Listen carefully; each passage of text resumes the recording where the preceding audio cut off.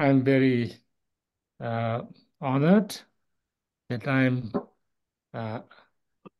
asked to speak a few words on practice Yidam, how and why. Yidam, first, Yidam in Tibetan actually means that kind of something that your mind holds very fast. Which means our main practice. It actually means the main practice. And sometimes maybe it is Vajrayana kind of terminology in Tibetan, but it is not necessarily only like deity yogas or things like that. Patu Rinpoche, when he was asked, "What is your yidam?" he said, "My yidam is bodhicitta." So therefore, bodhicitta could be your yidam. If if that is your main practice, it could be your yidam also. So therefore, yidam is basically the practice that you hold most important, or which is your primary practice. But in Tibetan Buddhism, usually when you say, I practice a yidam, then you are more or less talking about a kind of a sadhana, a Vajrayana kind of sadhana. Yes. So you can translate. Yeah. Thì đầu tiên Rinpoche cảm thấy rất là vinh hạnh vì đã được thỉnh cầu và để cho nhóm Việt Nam thỉnh cầu và nói về chủ đề này, và đó là chủ đề về thực hành bổn tôn như thế nào và tại sao. Về căn bản thì di đàm hay bổn tôn có nghĩa là thực hành chính của chúng ta.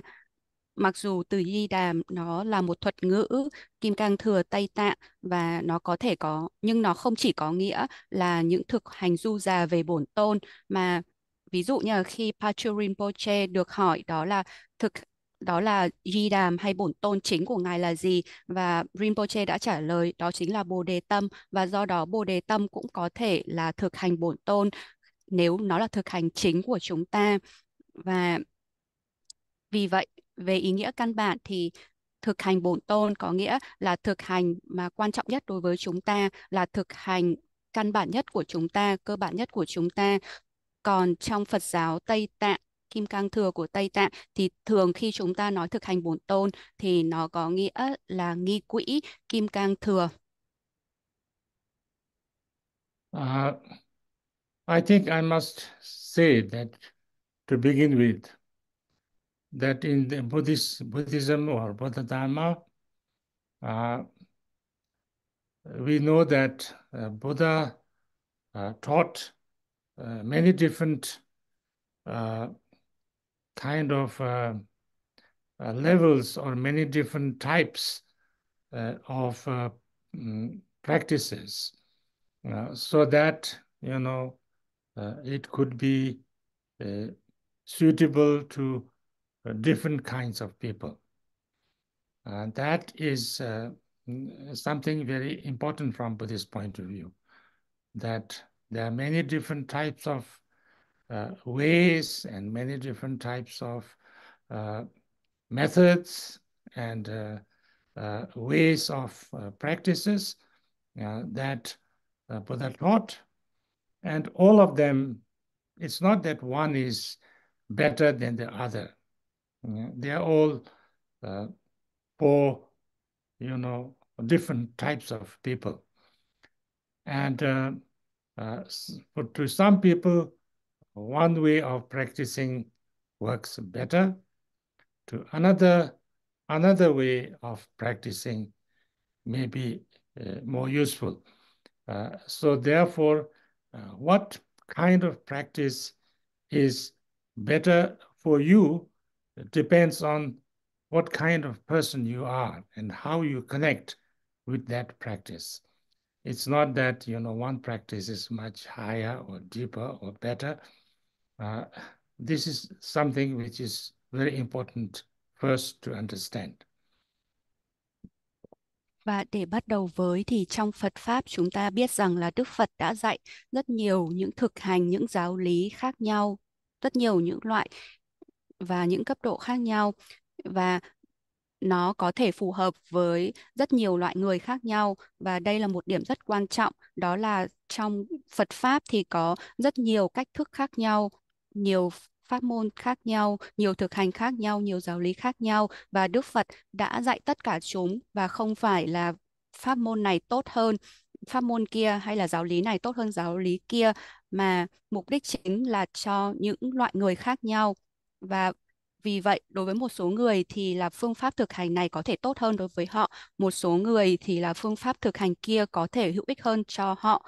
Và vì vậy, loại thực hành nào mà tốt hơn cho chúng ta thì nó tùy thuộc vào con người của chúng ta, tính cách của chúng ta, hay là chúng ta kết nối với thực hành đó như thế nào. Không phải là có thực hành này hay là giáo lý này tốt hơn hay là cao hơn.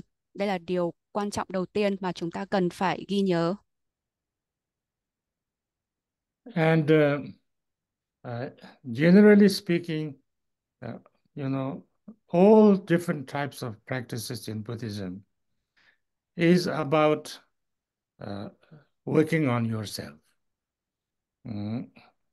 working on the causes of suffering and pain, and then developing your positive, natural, your natural kind of positive side, which is compassion, kindness, wisdom, and things like that. And trying to work on your klesha, negative emotions, negative karma, and things like that, because, in order to uh, uh, experience a better, experience a better way of life, more happiness, more joy, more freedom, more kind of lasting peace and happiness in yourself, or also to bring peace and happiness and progress in the society, in the world.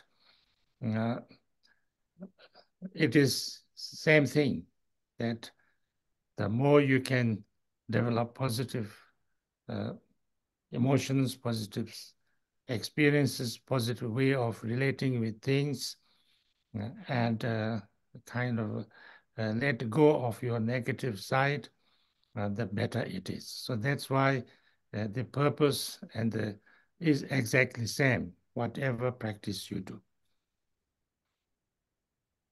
Nói chung thì có rất nhiều những loại thực hành Phật Pháp khác nhau, và mục đích của chúng là để có thể làm việc với chính bản thân chúng ta hay là chuyển hóa chính bản thân chúng ta, và làm việc chuyển hóa những nguyên nhân gây ra khổ đau cho chúng ta, đồng thời giúp trưởng dưỡng những cái phẩm tánh thiện lành ở bên trong chúng ta, ví dụ như là lòng từ ái, bi mẫn, trí huệ, vân vân.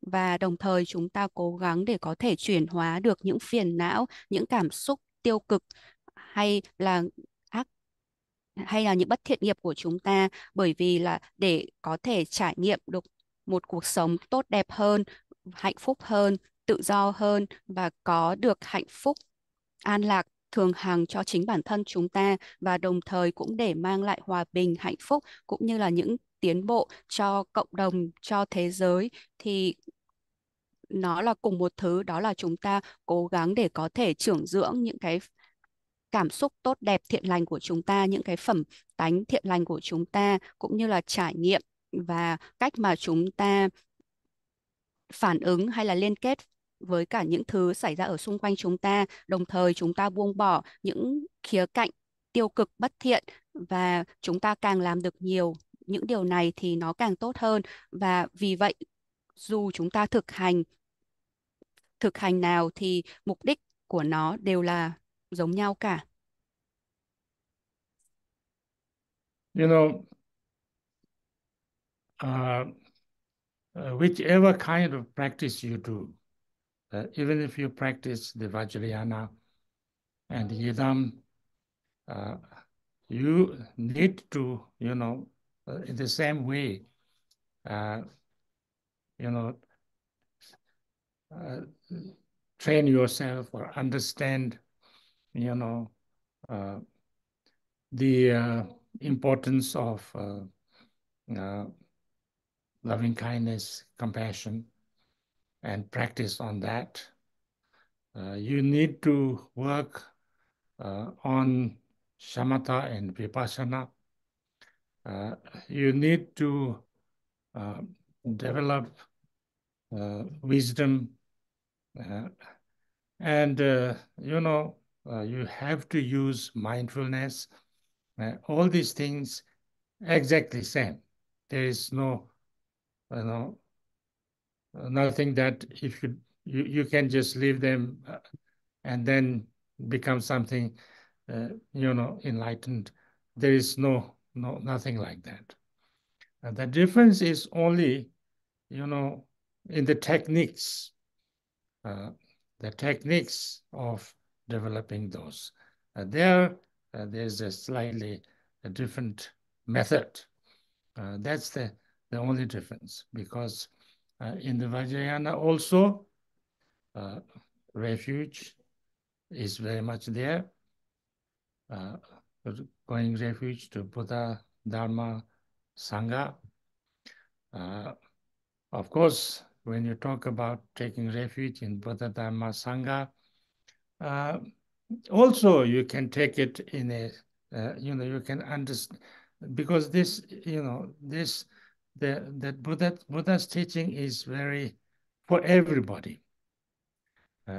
It can be for somebody who is really doesn't know anything, or completely in the beginning, or have a very little kind of education or things like that, or somebody who is, who knows a lot and who has a deep understanding of things, they can also practice. So therefore, when we talk about taking refuge in the Buddha, we can also take refuge in the Buddha, as the Buddha is a really perfect kind of a being, a completely enlightened being. And so therefore, I would like to receive his kind of blessings. I want to follow him, and therefore I take refuge. I take him as my teacher, as my guide, as my, somebody who can help me or guide me or bless me, like that. You can taking refuge in Buddha like that. Or you can also that, I have my Buddha nature, because whatever qualities Buddha has, that I can also develop in myself, because in my true nature, it is already there, only that I have to awaken those qualities in me. So therefore, I want to become myself as, perfect, as a fully enlightened Buddha. So therefore, following the example of the Buddha, I would like to practice, I would like to train, I would like to find the way to awaken my own Buddha nature, and thereby, I take refuge. So this, there's, like slightly two different ways of taking refuge, but it comes to the same thing at the end. So more or less in the same way, the differences are like that. Dù chúng ta thực hành pháp Kim Cang Thừa nào hay là chúng ta thực hành nghi quỹ Bổn Tôn thì nó cũng cùng là một cách, đó là chúng ta cần phải tu luyện hay rèn luyện bản thân chúng ta, và đồng thời chúng ta phải hiểu tầm quan trọng của lòng từ ái bi mẫn và thực hành chúng để trưởng dưỡng chúng. Chúng ta phải thực hành thiền định Samatha và thiền quán Vipassana, và đồng thời chúng ta cũng phải trưởng dưỡng trí huệ bát nhã. Chúng ta sử dụng chánh niệm tỉnh giác, và các điều này thì chính xác giống hệt như nhau. Chúng ta không thể nào bỏ những cái điều này và có thể đạt được giác ngộ, không có chuyện như vậy. Và sự khác biệt ở đây thì đó là sự khác biệt về pháp môn hay là về cách thực hành, và sẽ có một chút khác biệt ở trong pháp môn hay là ở trong cách thực hành của chúng ta. Ví dụ như là ở trong Kim Cang Thừa thì là quy y Phật Pháp Tăng cũng có ở trong Kim Cang Thừa. Khi mà chúng ta quy y Phật thì chúng ta trong Phật là những giáo lý của Đức Phật thì là dành cho tất cả mọi người, và kể cả những người mà không biết nhiều hay là chỉ biết một chút ít thôi, những người mới hoặc là những người mà không có nhận được nhiều sự giáo dục, hay là những người mà biết rất là nhiều và có sự hiểu biết sâu sắc về rất nhiều thứ. Và khi mà chúng ta nói về quy y nơi Đức Phật thì hai có hai cách ở đây, có hai cách hiểu ở đây. Thứ nhất, chúng ta có thể quy y nơi Đức Phật và chúng ta có thể hiểu Đức Phật là một chúng sinh hoàn hảo, một chúng sinh đã đạt được giác ngộ viên mãn, và chúng ta muốn nhận được sự gia trì của Ngài, chúng ta muốn theo bước chân Ngài, và chúng ta coi Đức Phật là vị thầy của chúng ta, là người chỉ đường cho chúng ta, người có thể giúp chúng ta, chỉ dẫn chúng ta trên con đường phát triển tâm linh. Và cách hiểu thứ hai đó là khi chúng ta quy y Phật cũng có nghĩa là chúng ta tự tin rằng là mình có Phật tánh, và tất cả những cái phẩm tánh mà giác ngộ mà Đức Phật có thì chúng ta cũng có thể trưởng dưỡng phát triển ở trong bản thân chúng ta, bởi vì là ở trong tâm bản nhiên hay là ở trong chân tâm của chúng ta, tất cả những cái phẩm tánh giác ngộ đều có ở đó, và việc của chúng ta cần phải làm đó là chúng ta cần tỉnh thức, đánh thức những cái phẩm tánh đó ở bên trong chúng ta. Và vì vậy chúng ta muốn đạt được giác ngộ viên mãn, muốn được toàn hảo như Đức Phật, và vì vậy chúng ta theo bước chân của Đức Phật để thực hành, để tìm cách để có thể đánh thức hay được tỉnh thức được Phật tánh bên trong chúng ta, và do đó chúng ta quy y nơi Phật. Và do đó có hai cách để quy y Phật ở đây, nhưng mà nó là cùng một thứ về kết quả. So therefore, uh, in order to practice Vajrayana or Yidam, we always have to study and try to understand and practice the general Buddhist understanding and the philosophy, and training. It's a must. There is nothing like you just only practice Vajrayana or Yidam without, refuge, bodhicitta, or your understanding of all the Four Noble Truths, Eightfold Path. All these things are very much the foundation, very much the part of Vajrayana practice. Without all those, there is no Vajrayana practice. So, the foundation of Vajrayana is general Buddha Dharma, whether you call it Shravakayana or whether you call it Mahayana or whatever. All this is completely, same, and you cannot bypass any of the practices. That is the first thing, and very important to understand, because sometimes people have this kind of um, misunderstanding that if you practice Vajrayana or Yidam, then all these other things are not necessary. You just practice Yidam, as kind of visualize a deity and say mantra, and that's enough. that's not true. That's never been taught like that. So this, I think, we have to make it very clear that it's not like that.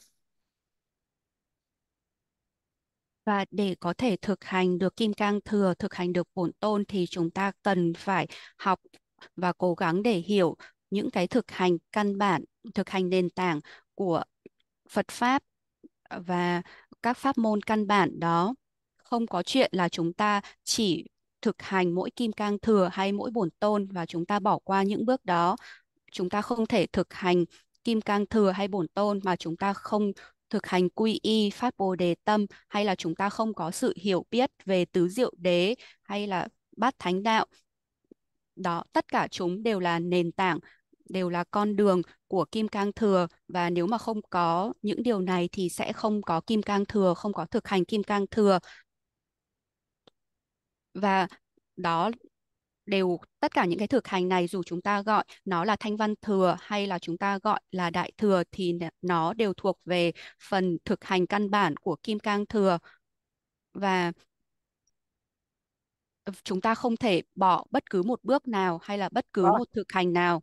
Và đây là một điều rất quan trọng để chúng ta có thể hiểu được nó, bởi vì đôi khi chúng ta có sự hiểu lầm hay có sự nhầm lẫn ở đây, đó là chúng ta chỉ thực hành Kim Cang Thừa hay thực hành Chi Đàm, còn những cái thực hành khác thì không cần thiết. Và chúng ta chỉ có quán tưởng Bổn Tôn và rồi chúng ta tụng chú. Điều này là không đúng và không ở đâu khẳng định như vậy cả. Nên rất quan trọng là chúng ta cần phải hiểu rõ về điểm này. So then what is the difference? What is the main thing? Is that, say like, of course, in a kind of yidam practice, what we call sadhana, there's everything there, all the different kind of practices are also in one small sadhana. Everything is there. So this you have to understand. But what we usually say is that in the general Buddhist way, we use the result, no, the cause as the path. And in Vajrayana, they said that we use the result as the path.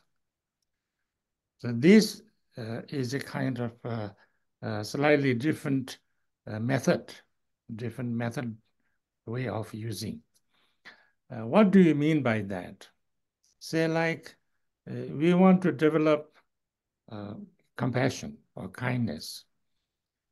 So one way is you try to understand that how important loving kindness is. I want to be loved. I want to be, everybody. I want to experience the kindness and, love and, compassion and, respect and friendship from everybody. And if I feel those, I feel good. If I don't feel those, I feel bad. And so therefore, everybody is like that. Everybody wants to be, treated kindly, wants to feel love, wants to, get compassion, wants to be, treated in a friendly way, in a respectful way, and all these things. So therefore, I would also do that. I will try to treat everybody with kindness, compassion, respect, and all the positive things. So, I try to extend that kindness, that love, that friendship to everybody. And then, practice that, train in that. And then also, understand that everybody has their problems, everybody has difficulties and problems, suffering, pain. So, it's very important that I need to think of everybody and feel kind and compassionate to all that. So that way, I develop. This is what we call using the cause as the, as the practice. That's very good. This has to be done in Vajrayana also. It's not that we shouldn't do that. Now the Vajrayana way, besides this, then, we think about a perfect being like the Buddha. It can be Buddha like Shakyamuni Buddha. It can be like Buddha like Avalokiteshvara or Tara or, any fully enlightened being who has that experience, who have the, a kind of a complete, perfect loving kindness and compassion. And feel that, experience that, have the perfection of that, And then when I kind of do my meditation, say like usually, how do I meditate? I kind of sit down, relax my mind, and then if I want to kind of uh, a little bit be mindful or something like that, then I breathe out, I breathe in, and I am a little bit, I don't get distracted. I just kind of relax in my breathing. And, this way I calm myself down. I become mindful of this. And then I train my mind to be more mindful, peaceful, undistracted, like that. Now, that is the general Buddhist way. Now, in Yidam practice, we do this for same practice. Instead of focusing on the breathing, we focus on a fully enlightened being, like Buddha Shakyamuni, like Amitabha, like Sherizik or Avalokiteshvara, like Tara, or anybody, any enlightened Kalachakra, Chakrasambhara, whatever, Vajrayogini, and feel that this Buddha, this completely enlightened being, is my focus. Somebody who is perfected in loving kindness and compassion, who feels that loving kindness, compassion, and all other positive, perfect things. I focus my mind on that, maybe on their face, maybe on their feeling, maybe, the way they are. And then use the same method of focusing my mind on mindfulness. So when I'm doing this, what's the difference? Whether you focus on your breathing or whether you focus on the Buddha, the main thing is focusing, that your mind is, it's a kind of it's a way that your mind is not distracted. It's not completely, kind of gone away, or your mind is not distracted by many different things, many different thoughts and emotions and like that. But here, the thing is, because the focus is the Buddha, focus is the, so when you see or think or feel the presence of a great enlightened being, you don't just focus on something neutral. you focus on something completely enlightened, perfectly kind and compassionate, and totally equal kindness, equal compassion to everybody. So when you feel that, when you feel that, when you see that, when you kind of focus on that, then you are not only making your mind focused on something just to keep your mind from distraction. You are also, at the same time, you are calming your mind, you are, kind of trying to be, uh, calm and undistracted, but at the same time, also experience loving kindness, compassion, wisdom of a Buddha. So therefore, you kind of do two things at the same time.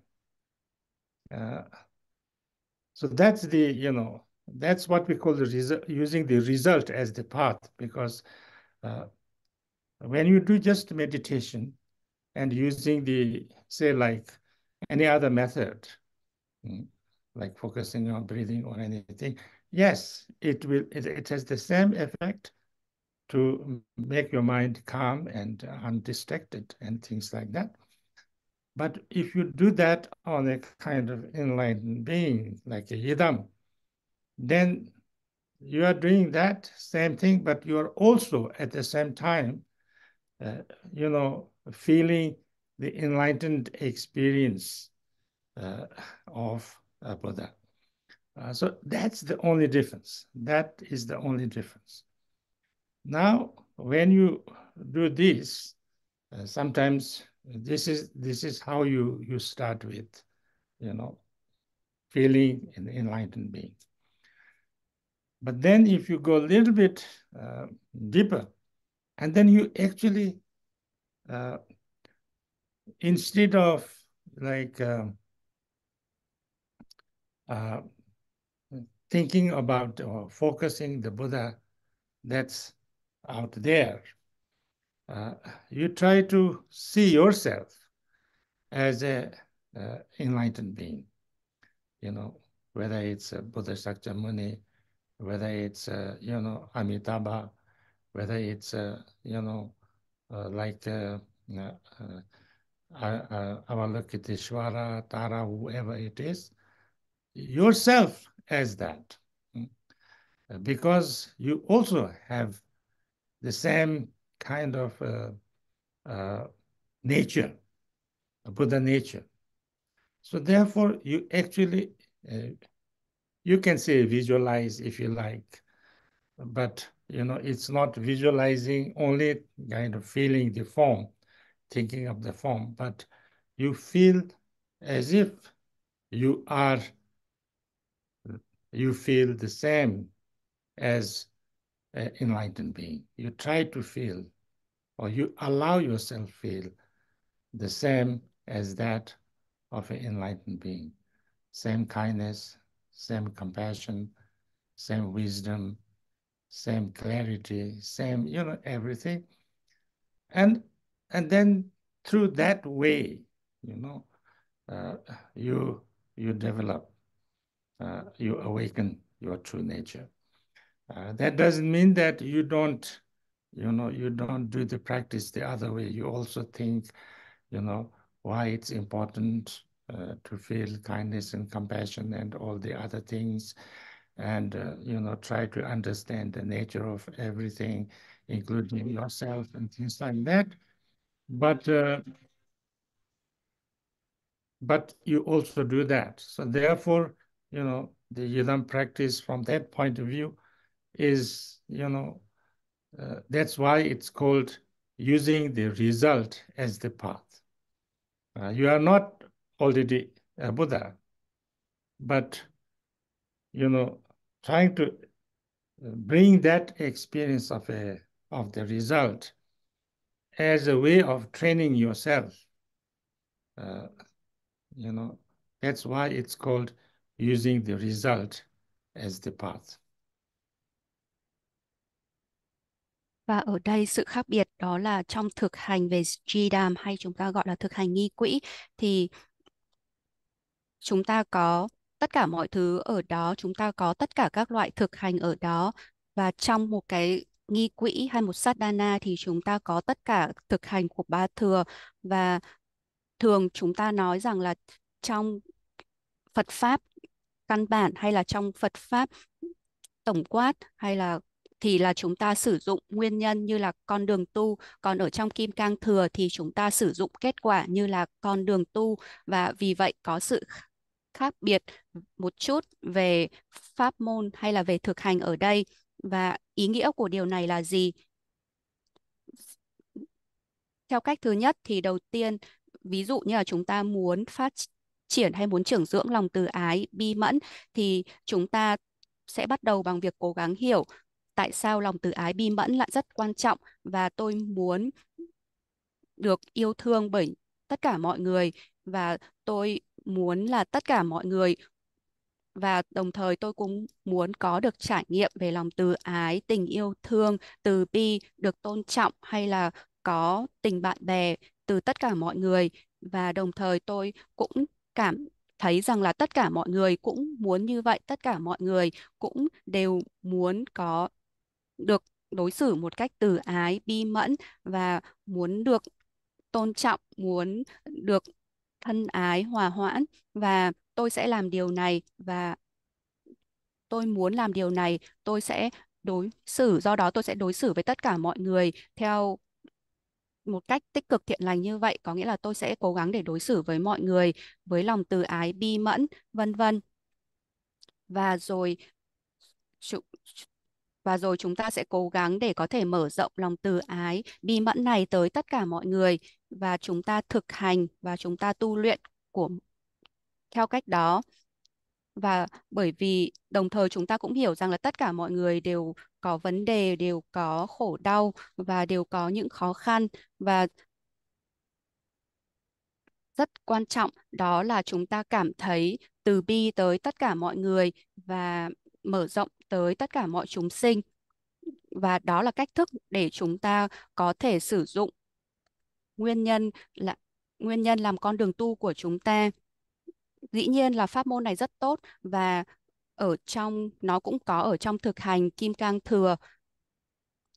Và ở trong Kim Cang Thừa không có nghĩa là chúng ta không nên thực hành này, nhưng mà ở trong Kim Cang Thừa thì bên cạnh nó chúng ta đồng thời cũng nghĩ về những chúng sinh toàn hảo, những chúng sinh đã đạt được giác ngộ viên mãn, ví dụ như là Đức Phật Thích Ca Mâu Ni, hay là với Chenrezig Tara, vân vân. Chúng ta nghĩ tới những chúng sinh đã đạt được giác ngộ, và những chúng sinh này có những trải nghiệm giác ngộ, đó là họ có lòng từ ái bi mẫn viên mãn, và chúng ta cảm nhận điều đó, và họ hoàn toàn cảm nhận những cái phẩm tánh thiện lành tốt đẹp đó một cách toàn hảo. Và bình thường khi mà chúng ta thực hành thiền thì chúng ta làm như thế nào? Khi chúng ta thực hành thiền, thường chúng ta sẽ ngồi xuống và chúng ta thư giãn tâm thức của chúng ta với một chút chánh niệm tỉnh giác, vào hơi thở ra, và cố gắng để tâm thức không bị phân tán bởi những suy nghĩ cảm xúc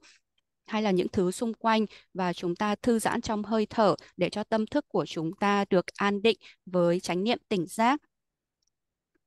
Và ở đây mục đích của chúng ta là để rèn luyện cho tâm thức của chúng ta trở nên an định, an bình và không bị phân tâm. Thì đó là cách thức mà chúng ta thường thực hành thiền.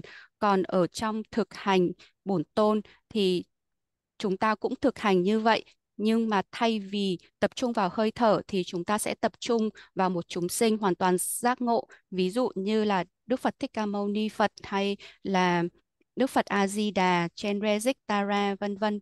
Bất cứ một chúng sinh giác ngộ nào như Kalachakra hay là Vajrayogini, vân vân. Và chúng ta sẽ sử dụng những cái đối tượng đó làm đối tượng tập trung của chúng ta. Tất cả những chúng sinh giác ngộ đó đều có lòng từ ái bi mẫn toàn hảo, và chúng ta và các ngài trải nghiệm lòng từ ái bi mẫn toàn hảo này và bình đẳng tới tất cả mọi chúng sinh, và chúng ta sẽ chúng ta có thể tập trung vào khuôn mặt của họ, hay là tập trung vào cảm nhận hay trải nghiệm của họ, hay là vào con người của những chúng sinh giác ngộ này, và cùng một phương thức với chánh niệm tỉnh giác. Nhưng mà sự khác biệt ở đây là gì? Khi mà chúng ta tập trung vào hơi thở, hay là khi chúng ta tập trung vào những chúng sinh giác ngộ như là chư Phật, Bồ Tát hay Bổn Tôn. Và ở đây thì dĩ nhiên mục đích của chúng ta là để cho tâm thức của chúng ta có thể được an bình và không bị phân tán bởi quá nhiều suy nghĩ, cảm xúc, và tâm của chúng ta không bị chạy nhảy đi khắp nơi.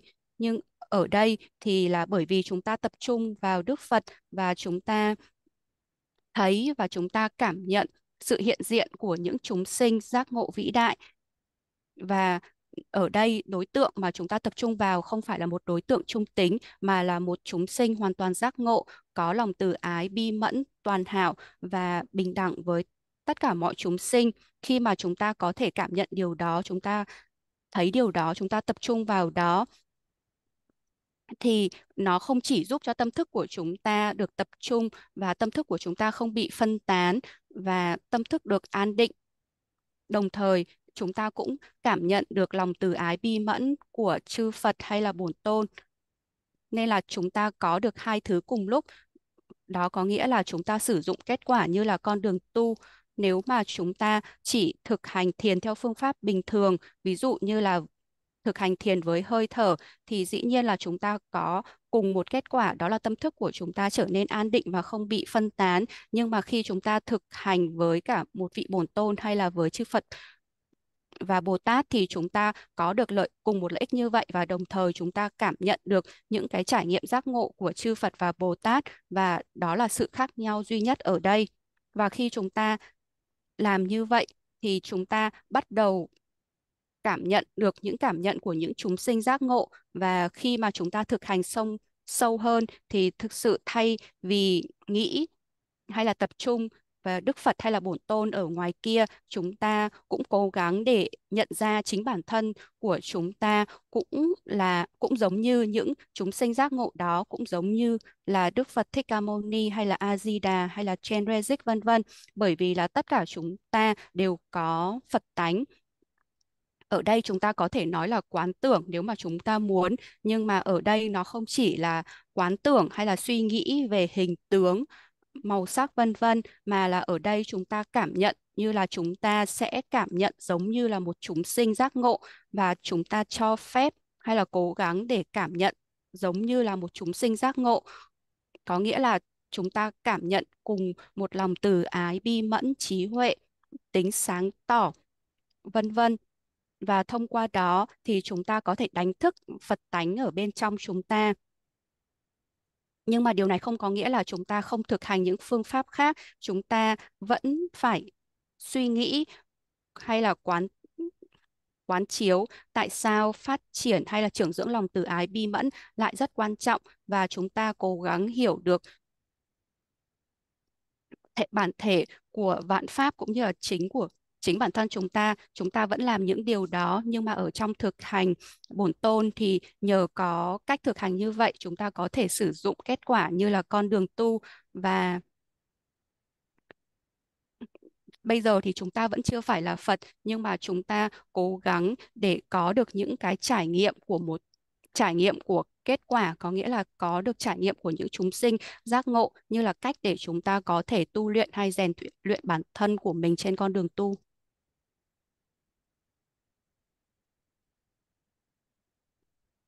So, it's the same way, like mantra. Uh, mantra is also used in the same way. Uh, like, for instance, we kind of meditate and we allow our mind uh, relaxed, and then, kind of uh, remain undisturbed. And then we can use when we are distracted, we can use some other methods and things like that. So this mantra is also similar. Uh, when we when we recite the mantra, then our mind is focused on that. But sometimes I find that you can recite mantra, like you can sing the mantra, you can recite the mantra, aloud. You can whisper the mantra, but you can say the mantra in the mind. You know, I find it very useful. Like for instance, Om Mani Padme Hum, is the one mantra. So you just sit down and maybe you can close your eyes or not, but in your mind, uh, you say Om Mani Padme Hum, Om Mani Padme Hum, not loudly, but in your mind, if you say that, then your mind is focused on that. Uh, and sometimes it's much better because to focus on that by not saying the mantra aloud, but just saying it in your mind. Because when you say it in your mind, then, when you stop saying it in mind, your mind will go usual way. But when you keep on saying that, you have no time to go everywhere. Your monkey mind naturally has to, stop, and because you are engaged with saying the mantra. And that's why, of course, it depends on different type of people. Some people are very visual. Some people are more kind of um, the kind of uh, not visual, but hearing and, uh, uh, feeling and things like that. So, if you are a visual kind of person, then sometimes you you you see or you visualize the mantra in your heart or in the heart of the Buddha, and then kind of see it or read it in your mind. So therefore, your mind is focused on that, and so like that, you know, you use this kind of things. There are many different methods on how to do these things. And these kind of things are called, creation. Uh, the word used for this kind of methods in Yidam practice, in Vajrayana practice, is called creation. Uh, creation practice. And then there is, completion practice. Uh, this serim, and then this zogrim. And the Zorem is, again, uh, it's the practice of like the experience of the ultimate nature. Say like in all Buddhist practices, uh, we said that to understand the nature of things, to experience the nature of things, to understand the selflessness nature of things, uh, is, is the most important thing, because, all our samsaric way of saying things or experiencing things is coming because of our, our self, holding on to the self, holding on to the ego. And that's why we create the duality. And then if I feel duality, I am here, everything is there, so all these things that I experience, they are either nice to me or not nice to me. And if it is nice to me, I want to get them, I want to hold on to them, or something nice that I lose, I feel very upset. If I nice that I don't get, I feel also very disappointed, or something not nice comes. So this is all coming from, the experience of duality. Now there in the Idam practice, again, uh, you you you kind of try to understand what a totally enlightened being would experience, you know.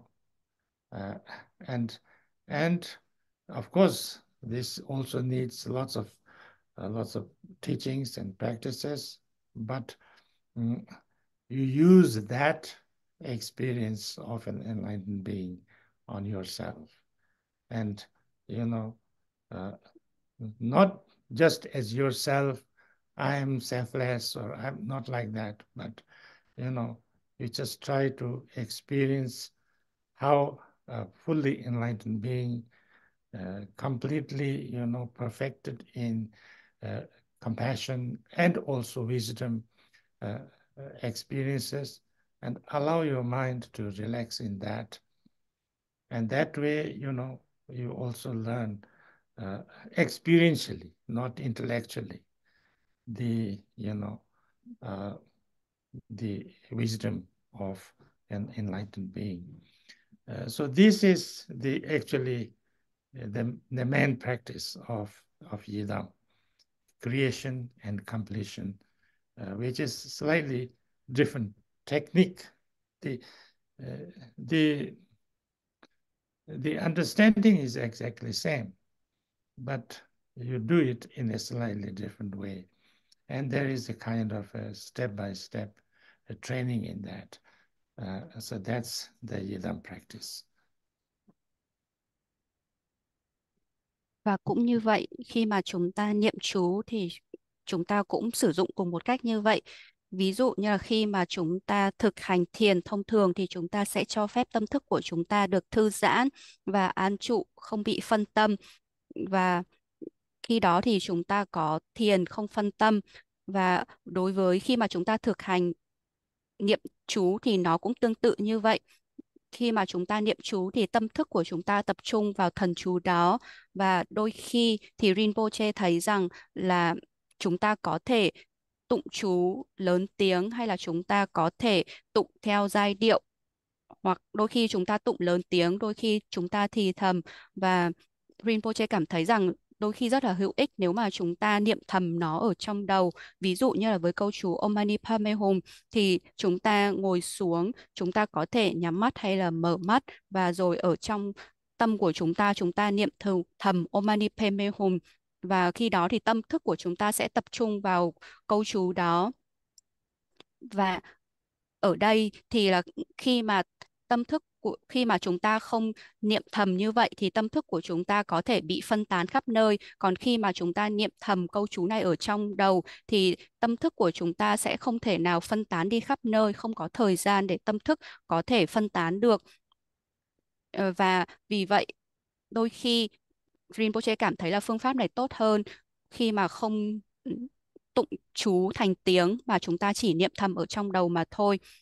Và dĩ nhiên là cũng tùy vào tùy vào mỗi người, tùy vào tính cách của mỗi người. Ví dụ như là có một số người thì thiên về lời nói thì sẽ niệm thầm ở trong đầu, có một số người thì sẽ thiên về quán tưởng hay là thiên về hình ảnh, một số thì thiên về cảm giác, vân vân. Với những người mà thiên về hình ảnh, về tưởng tượng thì thay vì niệm thầm ở trong đầu, chúng ta có thể nhìn thấy hay là chúng ta quán tưởng câu thần chú đang quay ở trong tim của chúng ta hay là ở trong bổn tôn, và chúng ta đọc hay là chúng ta thấy thần chú đó, và khi đó thì tâm thức của chúng ta tập trung vào đó, và khi đó thì tâm thức của chúng ta sẽ không có thời gian để có thể chạy nhảy ở khắp nơi, và tâm khỉ của chúng ta sẽ tự động dừng lại bởi vì nó phải tập trung vào câu thần chú đó.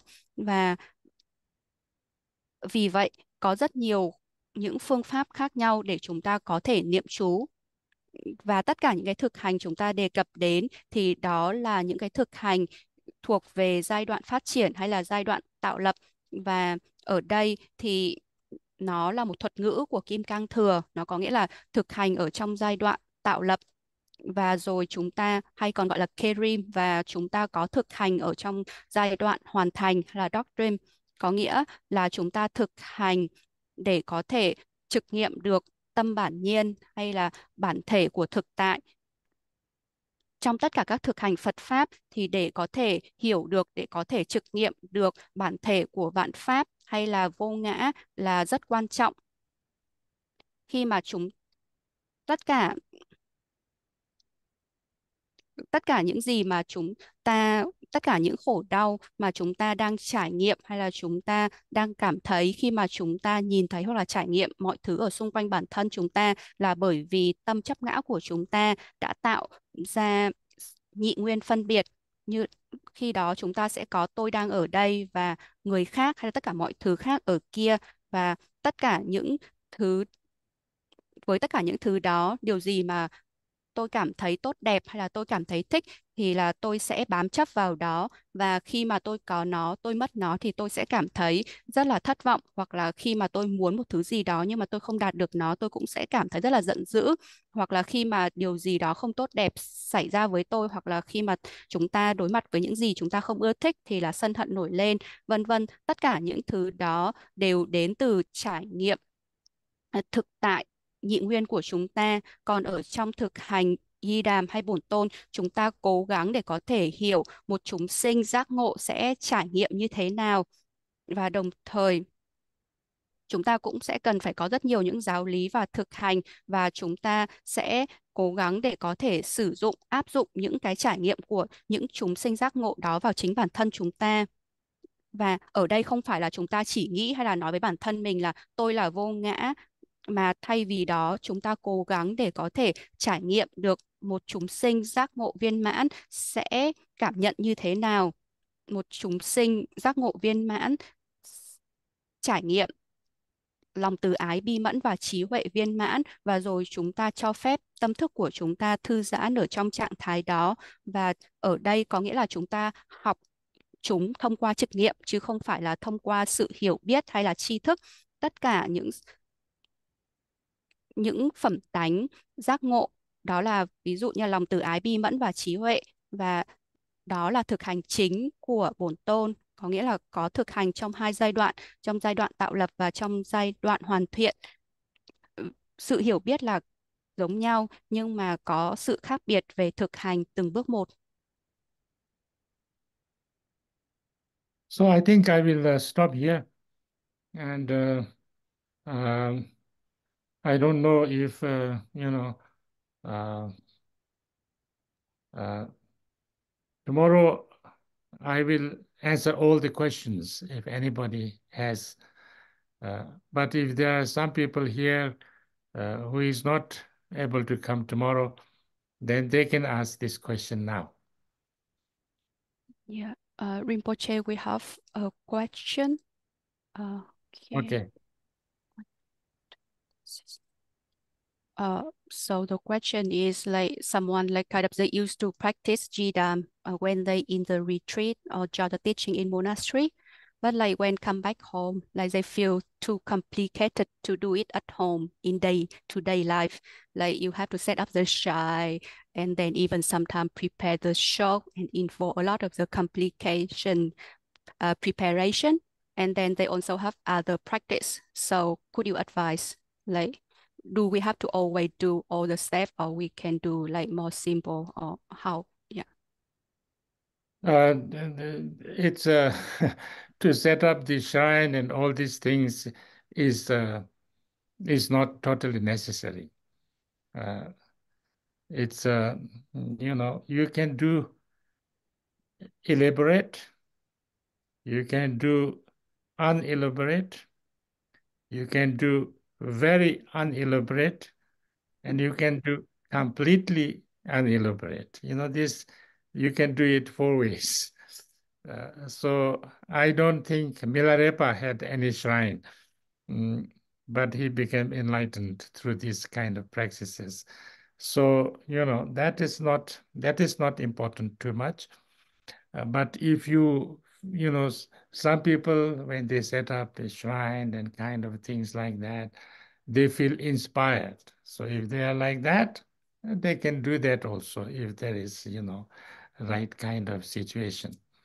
But it's not a necessity. Mm. Yeah.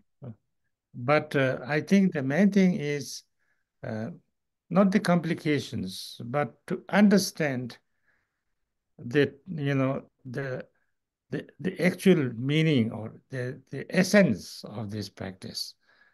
If you do that, then it's not complicated. And actually, you can do every other practice within that kind of practice, within one sadhana or one yidam practice, you can include everything, every other practice that you want to do. If you understand that way, then it's a good way. But if you make it too complicated or then it is not so useful. Thì có câu hỏi đó là con đã từng tham gia những cái thực hành di đàm khi mà tham gia những cái khóa tu ở tu viện, nhưng mà con cảm thấy là nó rất là phức tạp để có thể thực hành hàng ngày. Đó như là phải sắp đặt bàn thờ hay là chánh điện, hay đôi khi còn thậm chí còn phải chuẩn bị cúng dường, xốp hay thức ăn nữa. Tức là bao gồm rất là nhiều những cái sự chuẩn bị phức tạp. Con cũng có những cái thực hành khác để thực hành. Vậy thì con nên làm như thế nào? Thì câu trả lời đó là đối với việc mà chúng ta sắp đặt bàn thờ hay là chuẩn bị những cúng dường thì chúng ta có lựa chọn, đó là chúng ta có thể làm một cách rất là chỉn chu đầy đủ, hay là chúng ta có thể làm một cách không chỉn chu đầy đủ, hay là chúng ta làm một cách rất đơn giản, hoặc là chúng ta hoàn toàn không làm gì cả. Có 4 cách như vậy. Ví dụ như là Milarepa, khi mà Ngài thực hành ở trong hang động thì Ngài hoàn toàn không có chánh điện hay là có những cái sự chuẩn bị chu đáo, nhưng mà với thực hành của Ngài thì Ngài vẫn có thể đạt được giác ngộ. Và vì vậy cái việc mà chuẩn bị này không quá quan trọng. Nhưng mà dĩ nhiên đối với một số người, khi mà họ sắp đặt bàn thờ hay là sự chuẩn bị và khiến cho truyền cảm hứng cho họ thực hành thì là họ có thể làm như vậy, còn không thì không quan trọng. Và chúng ta ở đây không quan trọng là chúng ta làm chi tiết hay phức tạp, mà quan trọng đó là chúng ta hiểu được cốt lõi hay là ý nghĩa chính của thực hành đó. Và khi đó thì chúng ta không cần phải tất cả những cái sự chỉn chu hay là phức tạp đó. Và nếu mà chúng ta biết cách thì chúng ta có thể bao gồm tất cả những cái thực hành khác trong thực hành bổn tôn hay là trong nghi quỹ bổn tôn này. Chúng ta có thể bao gồm cả thực hành thiền vân vân. Nếu mà chúng ta biết cách, nếu mà chúng ta hiểu theo cách này thì nó rất tốt. Còn nếu không thì chúng ta sẽ tự làm khó mình hay tự làm mọi thứ phức tạp hơn. Okay. I have we have another question. It's not much related to the to this topic, but like because in I just now there are some censure, and then they kind of according to the request of His Holiness Karmapa, like recite 1 million what is it, the sutra of 3 sections, you know, like His Holiness Karmapa. His Holiness Karmapa 17 encourage people to practice or to recite the sutra of 3 sections, 1 million. So like yes, and then they encourage people, like everyone have to, if they want to join, they have to commit, like recite the sutra 3 times per day, but there are no kind of detailed instruction. So the question is, like when we recite the sutra of 3 sections, do we need to prepare anything, or do we have to do anything extra, like according with the recite 3 times that sutra? That is this Pomposo Bindo, is it? The Tongxia, is It's it? a confession, Or like which one? 35 Buddha, Yeah, confession, 35 Buddha. yeah. So this, there is nothing, there is no preparation. You don't need any preparation. You don't need anything. You can, because it's not, it's a sutra. It's not a Vajrayana thing. It's an important sutra because there is, about 3 things. One is, thinking about all the 35 Buddhas, and then making homage or prostration to them. Then, uh, kind of purifying all the negative things that you might have done, and then, dedicating all the positive things that you have done for the benefit of all the sentient beings. So this is like um, the practicing that, So this is first is accumulating positive deeds by making prostrations to all the enlightened beings. Second is yourself purifying all negative things that you might have done throughout the lifetimes, so many lifetimes, to regret and then to purify them. And then whatever positive things that you have done in the past, are doing now, or will be doing in the future, that you dedicate it, you give it, you kind of distribute it to all sentient beings throughout the space, that they will have all positive things in this life. They have all kind of good birth and all, happiness and joy. And then eventually and quickly, they may all attain the perfect enlightenment Buddhahood. So this is a kind of a prayer with these three kind of things. So this is that. That's the practice. So you can do it. You can do one time. You can do many times. You can do, and then if as we have done in the Kagyu, like uh, 10, 1 million times, uh, uh, this prayer of what you call dedication of Kuntu Zampo, or, Zampo Shepi Melam, and then things like that. So it is usually considered that lots of people do something together, and that has much more, kind of a power. If 100% do something, then something big, then each person who is participating in that will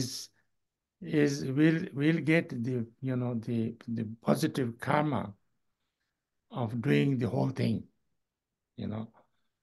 So that's why uh, in Buddhism we kind of encourage people to do things together, positive things, negative things not together, because then each one will get the negative effect of the whole thing. So that's how it is.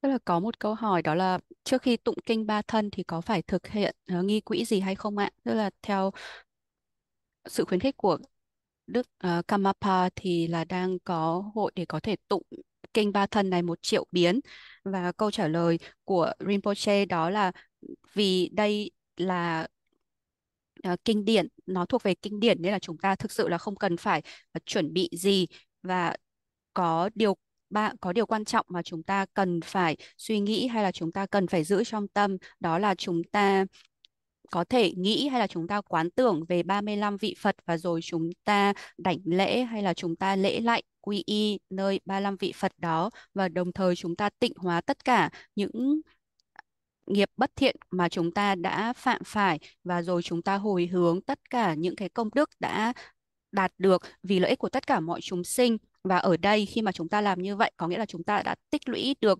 công đức thiện nghiệp khi mà chúng ta lễ lạy hay là chúng ta tụng danh hiệu của 35 vị Phật, và đồng thời chúng ta tịnh hóa những cái nghiệp bất thiện của chúng ta mà chúng ta đã tích lũy từ vô lượng kiếp. Chúng ta tịnh hóa chúng và chúng ta hồi hướng tất cả những công đức, những phước đức mà chúng ta đã có được, hoặc tất cả những cái thứ, những cái thiện hạnh mà chúng ta đã làm đang làm và sẽ làm trong tương lai, chúng ta hồi hướng công đức của chúng tới tất cả mọi chúng sinh, cũng như là chúng ta gửi đến những công đức đó đến tất cả mọi chúng sinh, để tất cả mọi chúng sinh có được thiện lành trong cuộc sống của họ, có được hạnh phúc hỷ lạc, và cuối cùng họ có thể nhanh chóng đạt được giác ngộ, đạt được Phật quả. Và khi mà chúng ta tụng bài cầu nguyện này, tụng bài cầu nguyện hay là tụng bài kinh này, thì chúng ta hãy nhớ về ba điểm này. Chúng ta có thể tụng nó một lần, ba lần hoặc là rất nhiều lần. Như ở trong Kagyu Môn Lam thì chúng ta tụng 1 triệu biến, ờ, biến của vua vua Hạnh Nguyện, Phổ Hiền, và có rất nhiều người tham dự cùng với nhau. Và khi mà rất nhiều người tham dự hay tụng chú cùng với nhau thì nó sẽ có nhiều năng lực hơn, có nhiều thần lực hơn. Người ta nói rằng là nếu 100 người cùng tụng chú hay là tụng kinh điển thì là mỗi người tham dự sẽ nhận được thiện nghiệp ngang bằng với 100 người đó.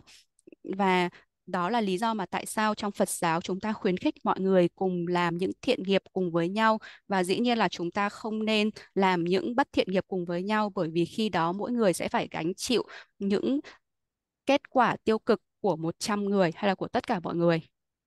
Thank you very much. Okay. Yeah, we have another question, but maybe we leave it tomorrow. We will leave Yes. tomorrow.